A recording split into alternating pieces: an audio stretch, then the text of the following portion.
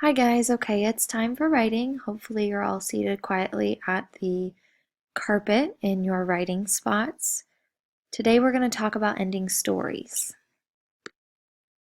Our goal for today is that you will be able to end your story in a way that gives your reader closure. And by the way, I'm your reader, but you also have to keep in mind that your writing partner is going to be a reader. So keep in mind both of your audiences as you revise and finalize your piece. So what does closure mean? The dictionary says that closure is the ability to bring something to an end or to write a conclusion.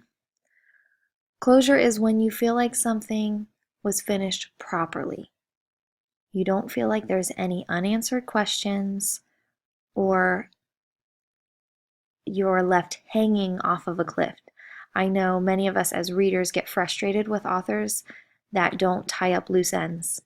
And this is the feeling of no closure at the end of a text.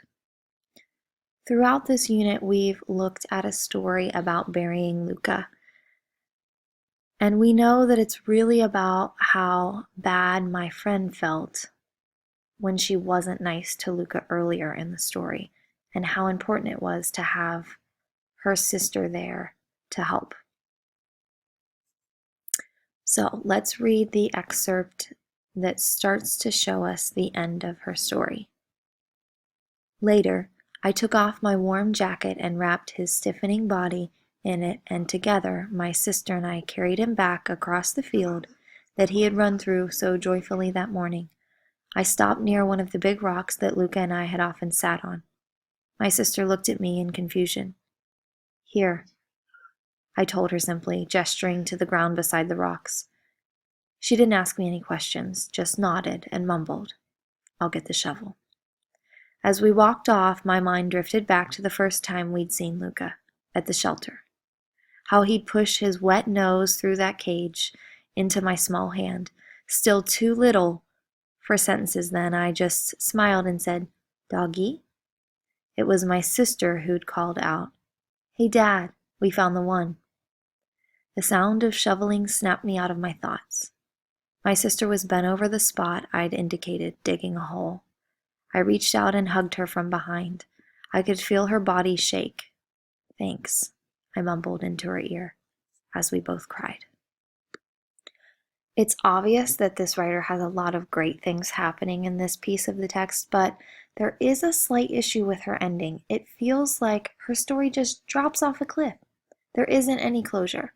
The reader needs to feel like they understand the importance of why the writer's sister is there to help. This ending really shows the reader what the story is about, and it brings closure to the small moment. Let's take a look at what she did. Thanks, I mumbled into her ear. She reached up and put her hand over mine, and I could feel again how she was trying to comfort me, even as she cried. I wasn't very nice to Luca this morning, I confessed. Tears of shame stung my eyes. Suddenly, my sister had me in a tight hug. It's okay, she murmured into my hair. Luca knew you loved him. Wow, what a difference, writers. Do you see how much just a few sentences changed the way this story ended? This is what we need to emulate in our own writing today. Okay, before we set off for our work today, I just want to remind you of some quick things to remember. As you're ending your stories, you need to work to make sure you're fixing problems. The conflict and resolution needs to happen. The conflict is the problem. The resolution is the solution of that problem. You need to make sure that you've taught your lessons fully, that you don't leave your readers unsure of what they're supposed to learn from you as the writer. You need to make sure that you're reflecting on the characters' feelings and articulating how they're feeling by sharing thoughts of characters. And then obviously make changes that tie back to the big meaning of your story. Cut the fat, but keep the important parts. All right, writers, it's time for our must-do. This is your goal for your writing stamina today. You need to find your writing partner and check your ending using your resource for good endings. Take about 5 minutes, 7 minutes, so about 3 minutes each with some cushion there, to review both of your endings and talk about what you could try. And then you'll set off independently to revise and make your endings the best possible endings that you can. Good luck, and I look forward to seeing your work tomorrow.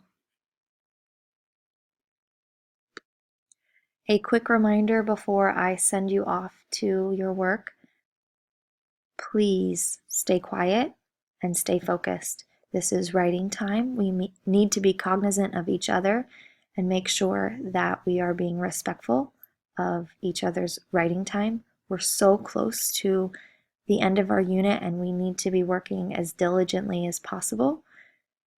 We do not have as much time today as we normally would, so be sure to use your time wisely and be respectful. So it's quiet, busy work. Thanks.